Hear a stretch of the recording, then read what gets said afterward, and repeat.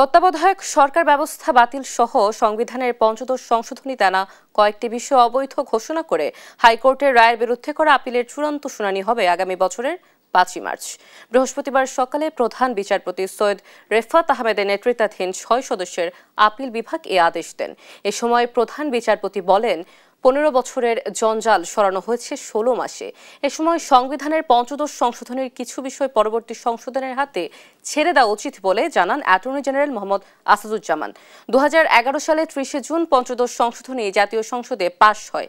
গেল বছর ক্ষমতা পরিবর্তনের পর এ নিয়ে রিটের প্রেক্ষিতে 17 ডিসেম্বর সংশোধনী অবৈধ ঘোষণা করেন হাইকোর্ট।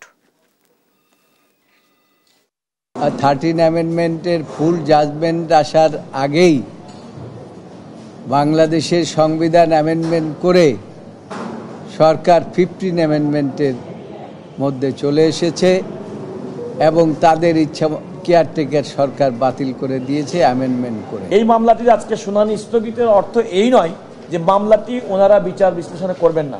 ওনারা বলেছেন যে হাইকোর্টের রায়ের বিরুদ্ধে দায়েরকৃত আপিল যেখানে লিভ গ্রান্ট করেছেন, এই আপিলটি শুনানি করবেন। সেটি হচ্ছে আগামী জাতীয় সংসদ নির্বাচনের পরে এবং 5 মার্চ 2026 তারিখে শুনানি করবেন।